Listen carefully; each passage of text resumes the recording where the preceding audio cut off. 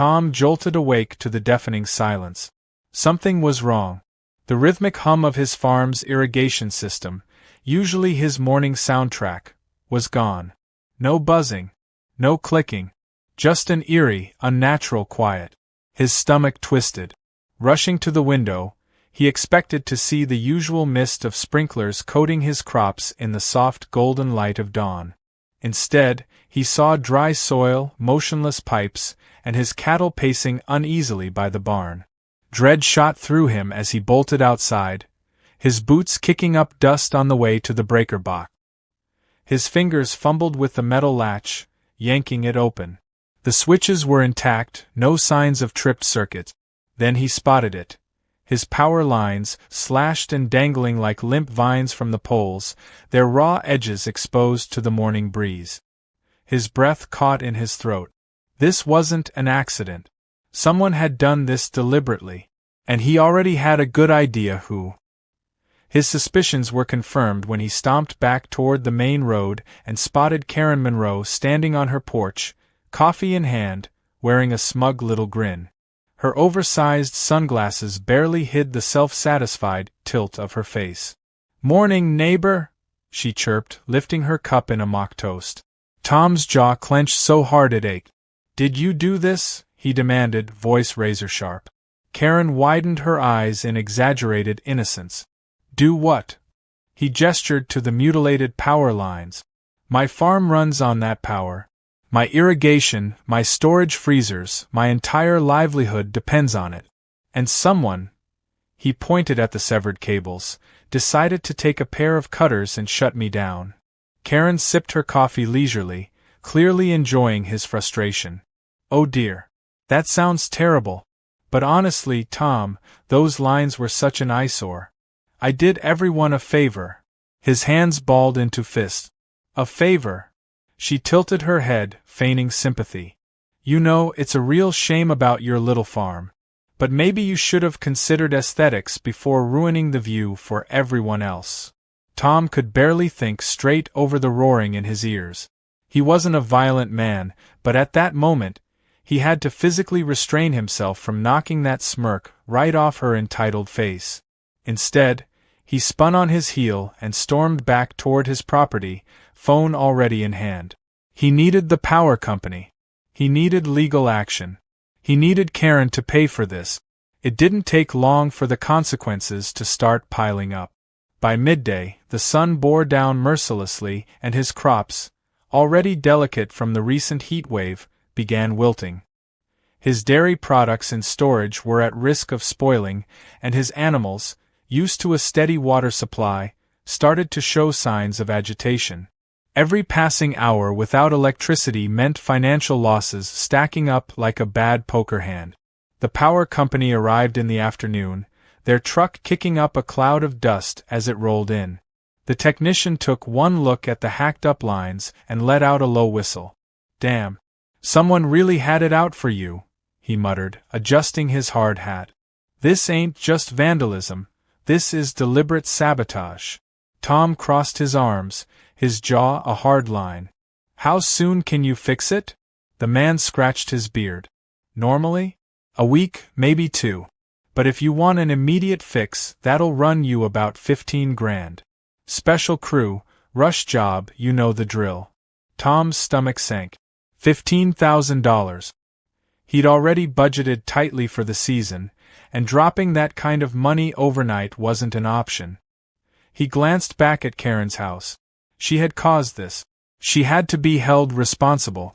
He wasn't about to let her get away with this. Not this time. Later that evening, after making a few calls, Tom sat at his kitchen table, reviewing his security footage. He'd installed cameras around the farm after Karen had previously trespassed to complain about noise pollution from his generator. Sure enough, at around 3 in the morning, the footage showed a figure sneaking along the fence line, bolt cutters in hand.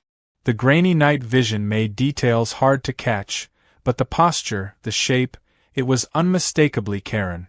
His blood boiled. He rewound the clip, watching again as she took her time, positioning herself before slicing through the lines. She didn't rush, didn't hesitate. This was premeditated. The next morning, Tom walked straight into the sheriff's office, the footage loaded onto a USB. Sheriff Dawson, a burly man with a no-nonsense demeanor, leaned back in his chair as he watched the clip. When it ended, he let out a long breath and glanced at Tom. "Well, I'll be damned," Dawson muttered. "That's some solid evidence you got there." "So what happens now?" Tom asked, arms crossed. Dawson sighed, rubbing the bridge of his nose. "Messing with power lines? That's a felony. Interfering with public utilities is serious business. She could be looking at a fine, maybe even jail time, depending on the judge." Tom didn't flinch. "Good." The sheriff studied him for a moment. "You sure you want to go through with this? Lawsuits can get messy." Tom's expression didn't waver. "She cost me thousands.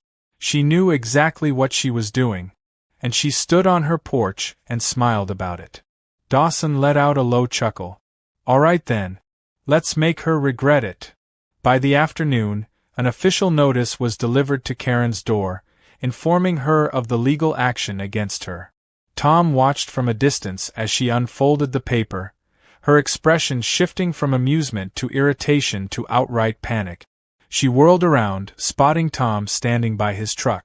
"Are you serious?" she shrieked, marching toward him, flailing the document like a battle flag. Tom didn't even blink. "Dead serious.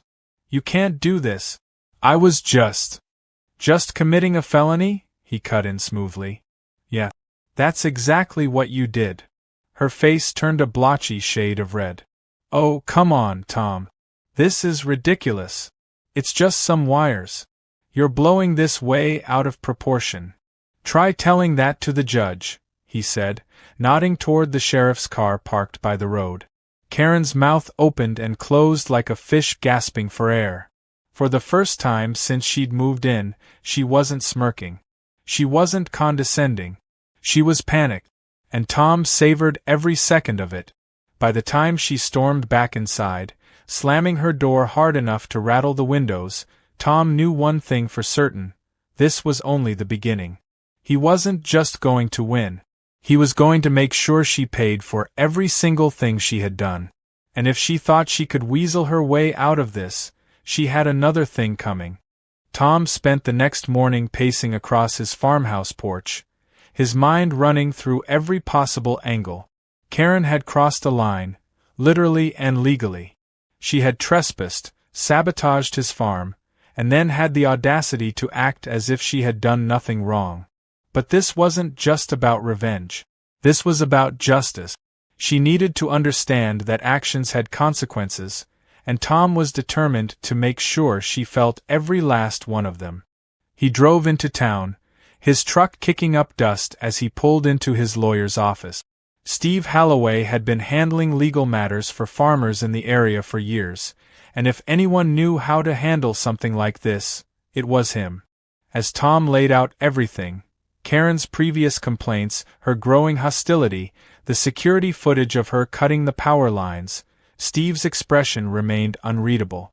When Tom was done, the lawyer leaned back in his chair, tapping a pen against his desk. "Well," Steve finally said, "she's in deep trouble. You've got trespassing, destruction of property, and, the big one, interference with public utilities. That last one alone could land her with a massive fine. Could even turn criminal depending on how the judge sees it." Tom crossed his arms. "How massive?" "Up to 50 grand, Steve said. And that's not counting any additional damages you can claim for your losses." Tom felt a flicker of satisfaction but tamped it down. He wasn't counting his winnings yet. "So what do we do first?" Steve cracked his knuckles and reached for a stack of forms. "We hit her where it hurts.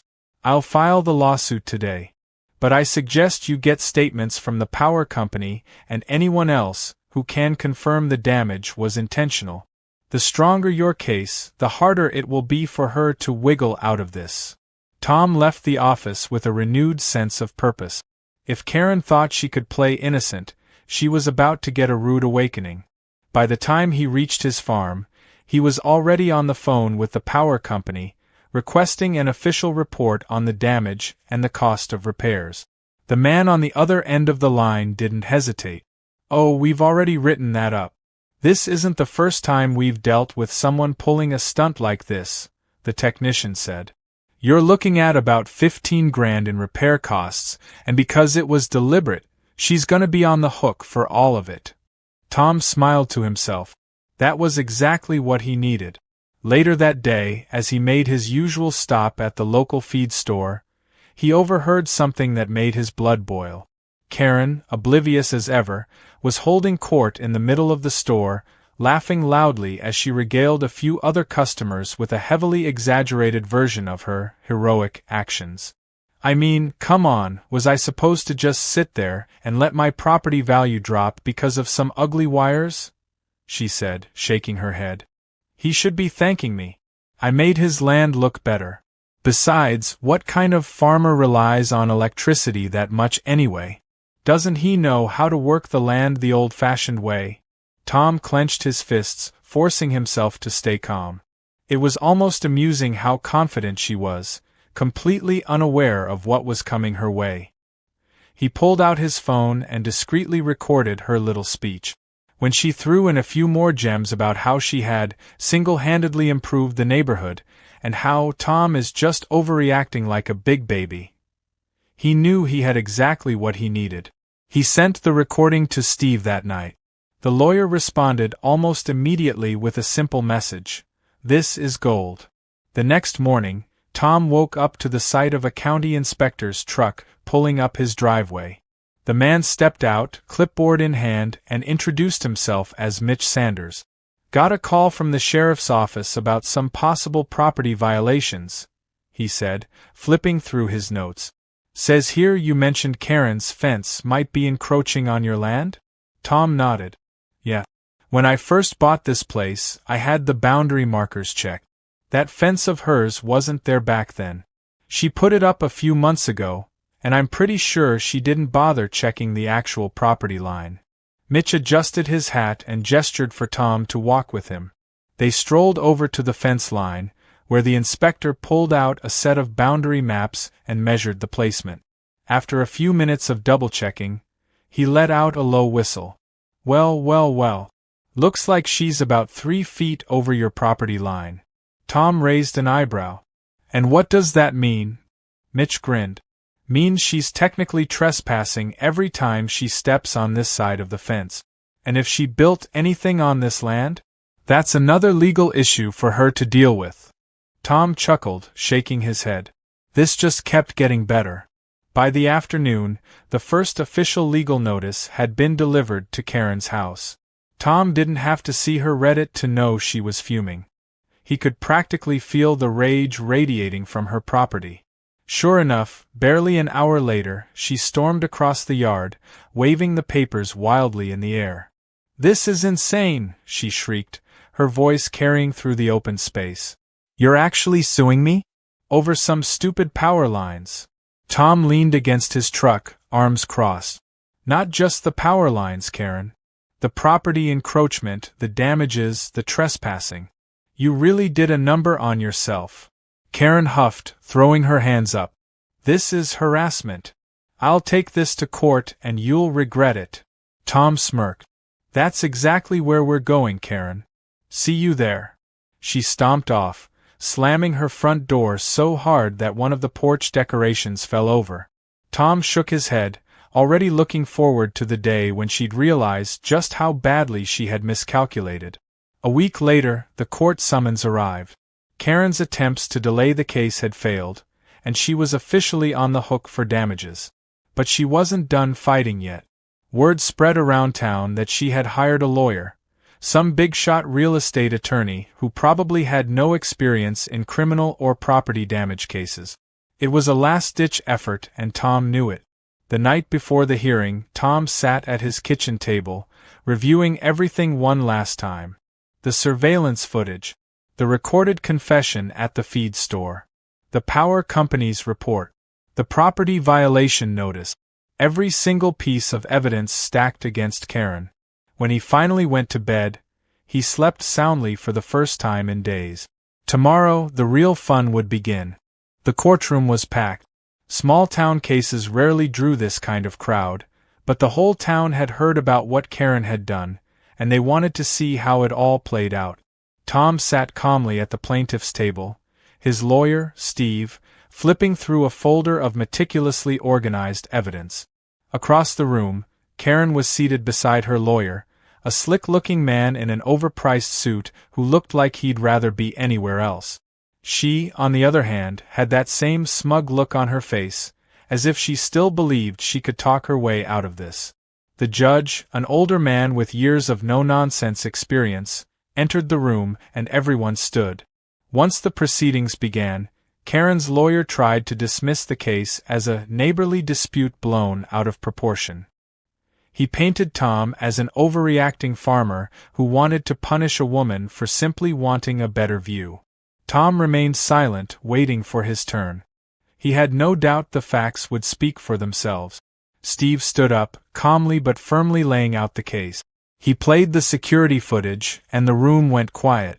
There was Karen, in the dead of night, bolt cutters in hand, deliberately slicing through the power lines. The smirk on her face was unmistakable, even in the grainy footage. Then came the recording from the feed store, Karen bragging about her actions, mocking Tom's farm and loss of income. The look on her face shifted from smug to stunned. Karen jumped up, pointing a finger at Tom. "That's taken out of context," she shrieked. "I was joking." The judge didn't even look at her. He turned to the power company representative, who confirmed the $15,000 repair bill. Then came the county inspector, explaining how Karen's fence encroached on Tom's land. By the time Steve was finished, the weight of the evidence was undeniable. Karen's lawyer tried to fight back, but it was useless. The judge leaned forward, hands clasped together, and stared at Karen. He reminded her that tampering with power lines wasn't just a minor infraction, it was a serious legal offense. She had knowingly damaged critical infrastructure, trespassed on private property, and showed no remorse. His ruling was swift and brutal. She was fined $50,000, ordered to cover all repair costs, and forced to remove her illegal fence immediately. Karen's jaw dropped. $50,000? You can't be serious, she wailed. I don't have that kind of money. The judge gave her a cold, unimpressed look. Then I suggest you find a way to pay. With that, he slammed the gavel, and it was over. Tom walked out of the courthouse with his head held high. Justice had been served, and for the first time since the ordeal began, he felt a deep sense of satisfaction. Karen, on the other hand, was fuming, ranting to anyone who would listen about how unfair the whole thing was. No one seemed to care. The town had seen her for what she was, and there was no sympathy left for her. Within a week, Karen put her house up for sale. She had no choice. The fine, combined with the lawsuit and legal fees, had drained her finances. Rumors spread that she tried to negotiate her way out of the payments, but no one was willing to help her. She had burned too many bridges. Tom didn't see much of her after that, but he did get a good laugh when he heard that the person who bought her house was an engineer from the power company. Ironically, the new owner planned to install even more power lines, upgrading the infrastructure for the entire area. Karen had fought so hard to remove them, and now they were coming back stronger than ever. With the settlement money, Tom made improvements to his farm. He installed solar panels, ensuring he would never be at the mercy of the power grid again. He reinforced his fencing, added security cameras, and even expanded his operations. What started as a disaster had turned into an opportunity, and he wasn't going to waste it. The final time Tom saw Karen was the day she left town. He happened to be driving by when she was loading the last of her things into a moving truck. She caught his eye, and for a brief moment she looked like she wanted to say something, an insult, a parting shot, maybe even an apology. But then she just huffed, turned away, and climbed into the truck. As she drove off, Tom couldn't help but smile. He had won, and no matter where Karen ended up next, he had a feeling she wouldn't forget this lesson anytime soon.